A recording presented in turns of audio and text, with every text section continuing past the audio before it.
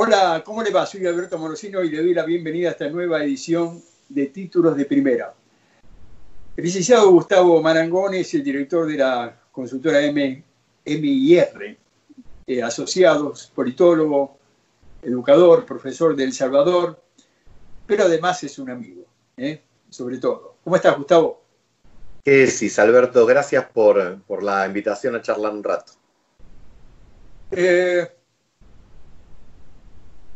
Tenía un sinfín de cosas para charlar y conversar con vos, pero evidentemente me parece que la política le está ganando a la pandemia. Este es mi punto de vista, porque hace ya 2 semanas que la política se metió en medio de esta pandemia y volvió a resurgir. Parecía que estaba un poco acomodada, que éramos todos amigos, la ciudad con la provincia, la ciudad con el gobierno, éramos todos amigos, y de repente se rompe todo, aparentemente, y sale a primera plana este tema que evidentemente nos está ocupando y preocupando un poco a todos, que se llama Vicentín. A ver, Alberto, ¿te acordás de aquel tema que decía, aunque no lo veamos, el sol siempre está? Sí, bueno, sí. Uno puede decir que con la política sucede lo mismo, aunque no la veamos, está siempre. El hecho de que durante las semanas iniciales de la cuarentena, los poderes ejecutivos nacionales, provinciales y municipales hayan coordinado y mejorado el diálogo para coordinar acciones de gobierno, no quiere decir que las diferencias desaparecieran, que ahora todos eran buenos y pertenecían a la misma familia política, ni mucho menos. Correcto, mucho menos. pero... Y si faltara algo para recordarlo, siempre está el gobernador Kicillof en la conferencia de prensa para recordar que están en esa mesa juntos, pero no revueltos, digamos, ¿no? Bueno, entonces, está bien. Esta es la lectura, el análisis que podemos hacer los que estamos dentro de ese mundillo de la política, los que analizamos la política. Es decir, para nosotros ver esa figura no quería decir que estamos todo bien, pero para esta población, para toda la población que evidentemente está sufriendo en lo económico, en su vida cotidiana, en que algo ha cambiado, no solamente a los argentinos, ha cambiado el planeta, es decir, el mundo ha cambiado. Lo que conocíamos como una cosa regular hace unos días, unas semanas, o unos meses, de repente se rompe todo y estamos todos metidos en esto. Pero a esta gente, a toda esta gente que está fuera de este mundillo político, le impactó el tema Vicentín. Le impactó. Está sí, en primera plana. Porque yo creo que el tema Vicentín, como tantos otros que se van a considerar las próximas semanas, designación de jueces en Comodoro Pi, la posibilidad de ampliación de la Corte, las causas contra la gestión anterior y las causas que venían de la otra gestión a la anterior, lo que tiene que ver con los servicios de inteligencia, etcétera, etcétera, tienen un artefacto que es muy cómodo para analizar la realidad, que es la grieta. Entonces, vos fíjate que ayer a la tarde se conoce Vicentín y muchos podrían decir aquello que decía Cicerón respecto de Julio César, ¿no? No sé de qué se trata, pero si lo dice el César me opongo. Que es una situación muy fácil, de un lado y del otro de la medianera, para tomar posiciones. Es como si yo dijera, bueno, no sé bien de qué se trata, pero si lo dice Alberto Amorosino, yo no estoy de acuerdo porque lo dijo él. Y vos dirás, bueno, yo no estoy de acuerdo porque lo dijo Marangoni. Bárbaro, no tenés que reflexionar demasiado, no tenés que analizar los hechos. Los que simpatizan con vos se encolumnan detrás tuyo, los que simpatizan conmigo detrás mío, y todo transita su carril. Ahora, me parece a mí que los temas requieren algún estudio particular. ¿Por qué? Bueno, porque hay elementos objetivos para considerar la situación de Vicentín como riesgosa para los productores agropecuarios que el año pasado le dieron sus granos a esa comercializadora y no vieron un peso. Habiendo la comercializadora, o $1, habiendo la comercializadora procesado, convertido eso en harinas o en aceite y vendido generalmente al exterior o en el mercado interno. Los bancos, fundamentalmente públicos, que fueron muy generosos con la política crediticia de la compañía, no vieron el retorno o el regreso de sus préstamos. La provincia de Santa Fe fundamentalmente se ve afectada y los trabajadores de las distintas empresas que componen el holding no ven los recursos. Entonces te diría, estos motivos, más otros que podríamos seguir enumerando, merecen un estudio de por qué el Poder Ejecutivo reacciona como reacciona. Ahora, del otro lado también habría que recordar que cuando querés hacer el bien, lo tenés que hacer bien. Y entonces, yo no soy abogado, vos me presentaste muy bien, primero como amigo, digamos, quiero que quedemos presentados así, y después como politólogo. Yo no soy de abogado. Ahora, algunos señalan que en medio de un concurso, quien debe designar el interventor es la justicia. La justicia. Me excede ese tema a mí. He leído, como siempre te dicen los abogados, media biblioteca como la que vos tenés atrás, a favor, media en contra. Lo único que quiero rescatar con este tema es que uno puede estar a favor, o por lo menos a mí no me aterroriza que el Estado intervenga en esto, pero quiero que las cosas se hagan bien para evitar que en el futuro quienes en realidad deben pagar las consecuencias de su mal accionar no terminen siendo beneficiados por indemnizaciones poderosas porque algún funcionario se salteó un paso que tenía que dar. No estoy diciendo que las cosas estén mal, estoy señalando una duda como corresponde cuando uno las tiene, es decir, yo esto no lo entiendo, no lo sé, y lo que he escuchado hasta ahora me contesta un montón de aspectos en el plano económico, social, empresario y estratégico, pero en el plano jurídico, desde mi corto entendimiento, todavía no hay una respuesta tan contundente. Yo te he visto anoche en Animales Sueltos y he visto el debate que se presentaba allí, donde se veían algunas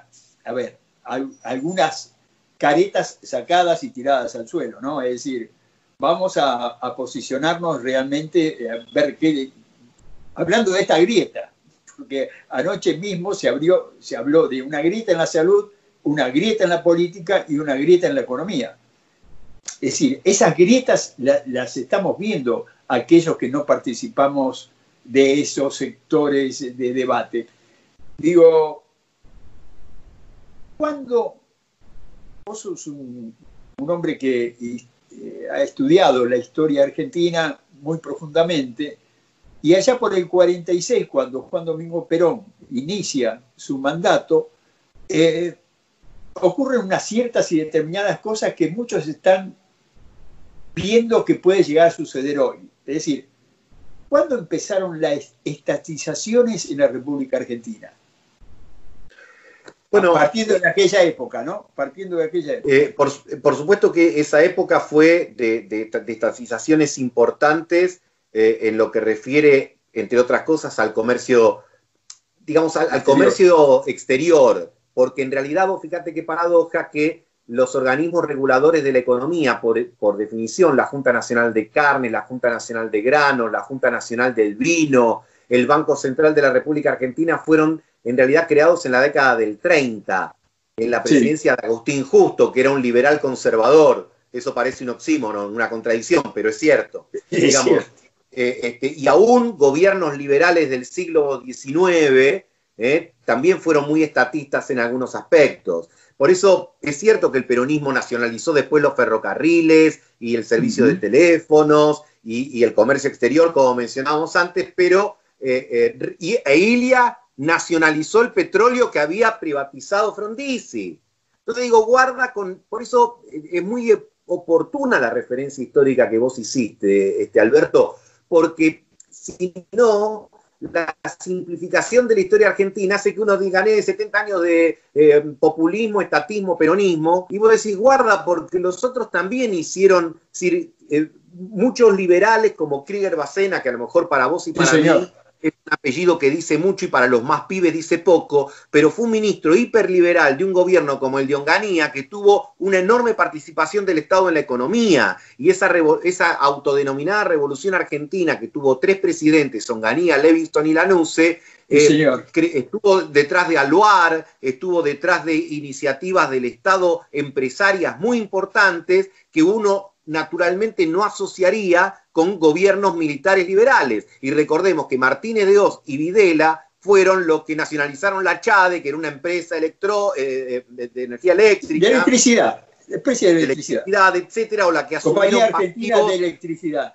Exactamente, o que después estatizaron pasivos, ya con la figura de Domingo Cavallo en el Banco Central en el año 1982. Entonces digo, guarda con la grieta, que simplifica demasiado y al simplificar miente. Es una enorme muestra de pereza intelectual. Sí, los que se suman a la grieta de manera fanática, en realidad se toman el trabajo de no pensar.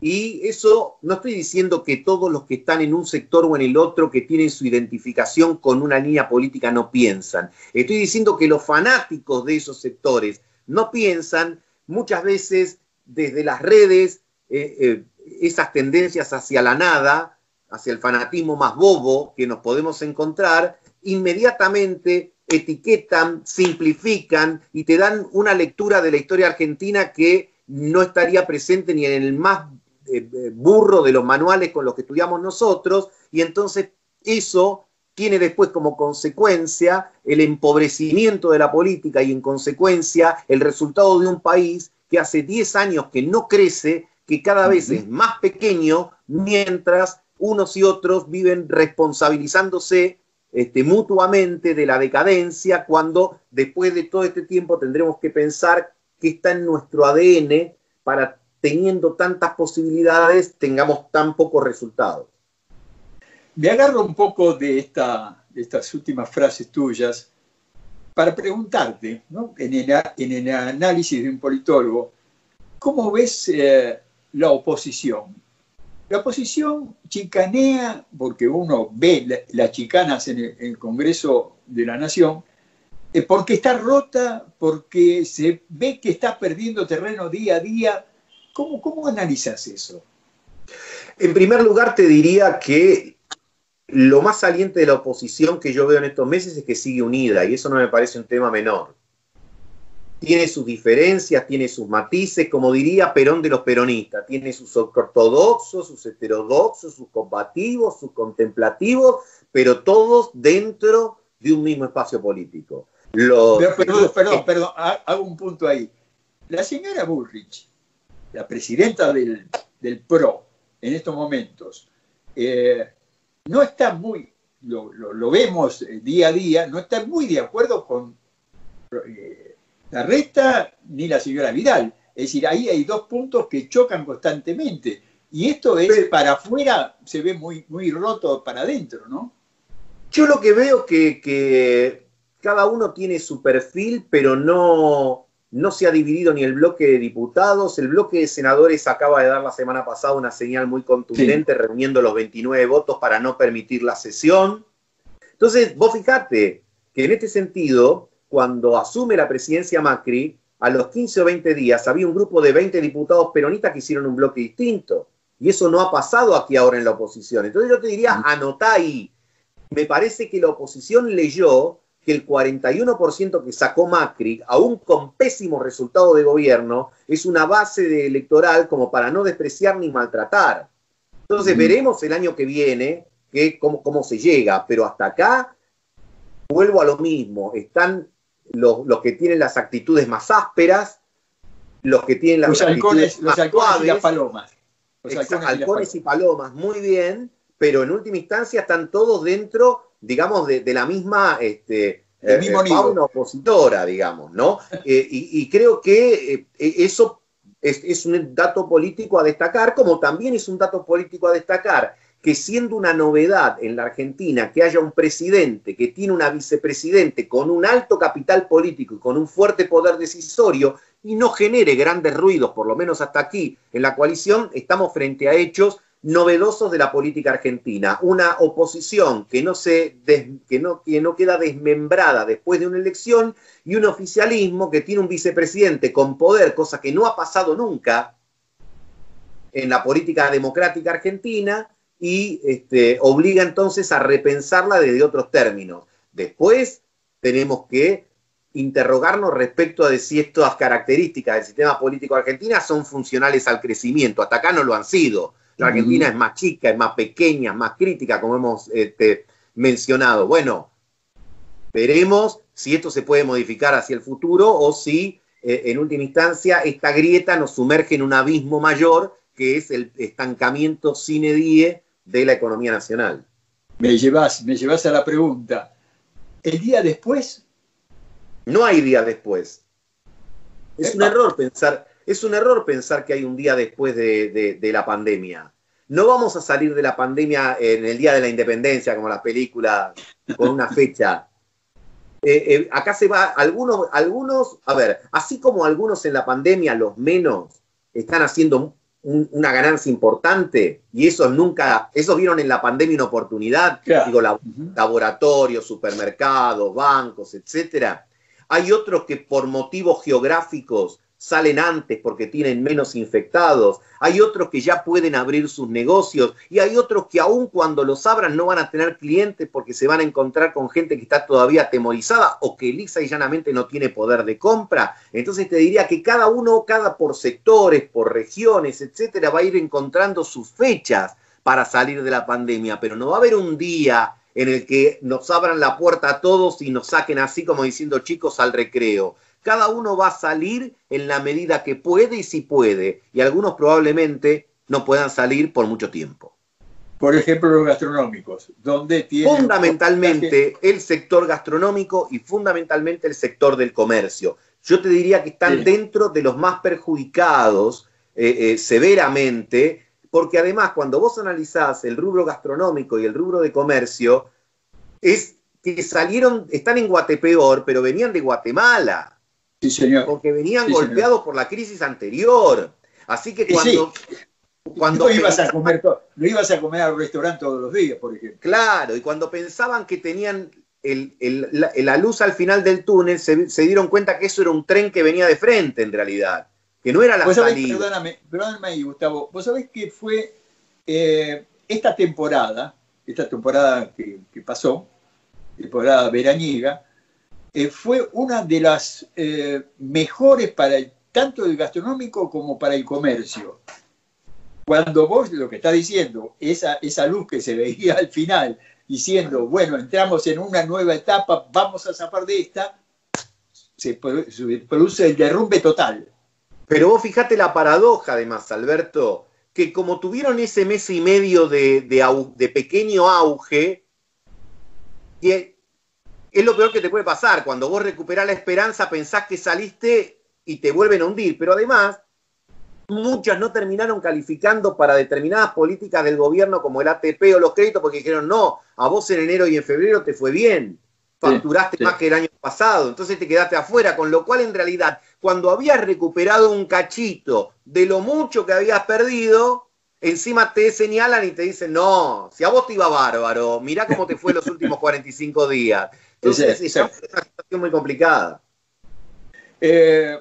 Vos sabés que un título, llevándote nuevamente a Vicentín, ¿no? Hay un título del diario de La Nación que me llamó poderosamente la atención, aunque no tendría que llamarme tanto por el medio.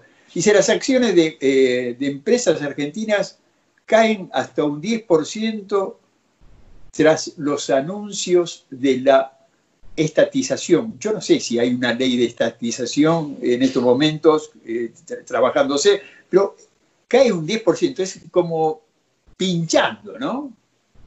Lo curioso es que en realidad cayeron las acciones en Estados Unidos y en Europa de todos los países, con lo cual uno supone que Vicentín debe tener una importancia internacional que nosotros no llegábamos a contemplar, claro. Y que prácticamente la responsable, digo, no, a ver, por un lado, como vos me lo mencionaste, yo creo que hay históricas diferencias entre el diario, que es una tribuna de doctrina, y el peronismo, que es una doctrina de tribuna. Así que ahí naturalmente siempre van a tener visiones diferentes de la realidad. Pero yo creo que no hay que exagerar, hay que esperar que decante todavía. No conocemos el formato definitivo que tenga los proyectos de ley, conocemos el decreto que ha generado la intervención, veremos si esa intervención se limita a la empresa madre y principal o al conjunto de las empresas del holding. Yo sospecho más lo primero que lo segundo. Después vamos a ver qué es lo que establece la ley o las leyes, porque va a haber más de una ley. Una tendrá que establecer, no decretar, tendrá que establecer la utilidad, la necesidad pública y el monto eventual de la indemnización por la estatización. La otra tendrá que crear dentro de YPF una SA, es decir, una sociedad anónima que sea YPF Agro, porque hoy YPF Agro es simplemente un raviol, una dirección dentro de la compañía. Entonces, digo, no conocemos esas leyes. Nielsen está buscando el departamento, ¿no? Bueno, entonces no conocemos muchas cosas, por eso yo decía que acá no hay ni qué dramatizar pensando que este es el comienzo de un proceso de venezualización y todas esas cosas que se dicen, pero guarda, tampoco caer en el consignismo fácil, que parece que si el Estado toma algo lo va a hacer virtuoso per se, porque también en la Argentina hay muchos antecedentes donde el Estado, actuando, buscando el bien, no lo consiguió o terminó generando después jugosas indemnizaciones para aquellos que en realidad debían haber pagado y no cobrado. ¿Lico? Yo tengo un minuto nada más, pero quería hacerte una serie de preguntas. Entre ellas estaba el tema de los bancos, pero esto lo vamos a tratar en otro momento. Digo, ¿cómo ves el gobierno?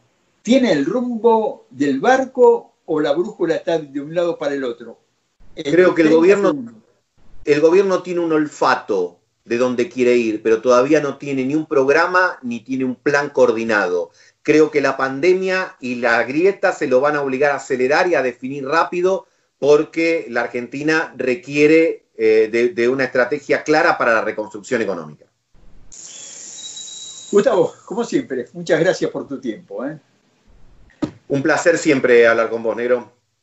Gracias también a ustedes por dejarnos entrar en su hogar para tratar temas como estos que evidentemente nos interesan a todos. Dios mediante, la semana próxima nos volvemos a encontrar en esto que hemos llamado Títulos de Primera. ANDAR, obra social de viajantes vendedores de la República Argentina. Planes de salud para empleados en relación de dependencia, monotributistas y particulares. Solicita un asesor comercial al 0810-345-0184.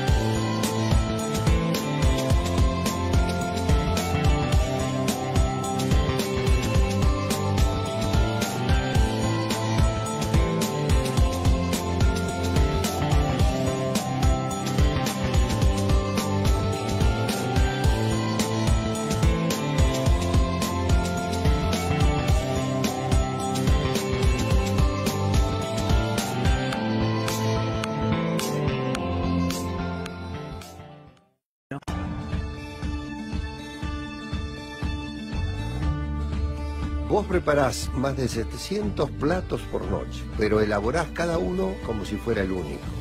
Vos tratás con cientos de personas al día, pero saludás a cada una como a un amigo. Vos servís infinidades de café cortados y nunca te olvidás del vasito con sobra.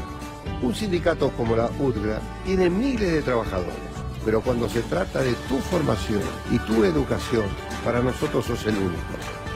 Tu trabajo es atender a la gente. El nuestro es servirte a vos.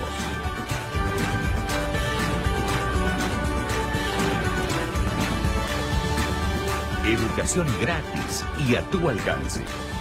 UTGRA, unidos por el bien común.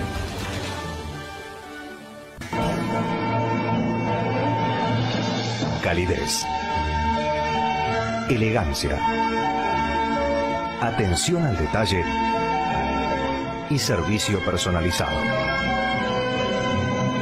Lo invitamos a disfrutar de este microclima que logramos construir en el corazón de Buenos Aires.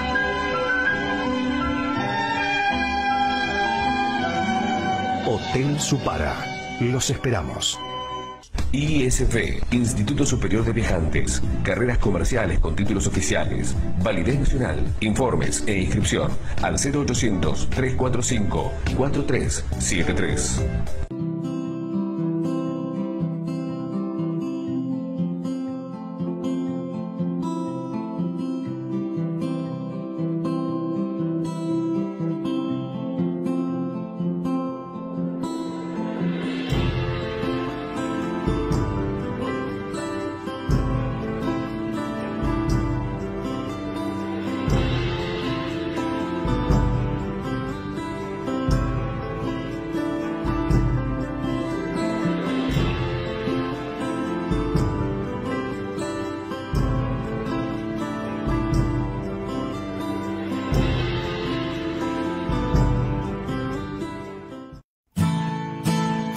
Hotel Udra Sasso, todo el año te espera en Punta Mogotes, Mar del Plata.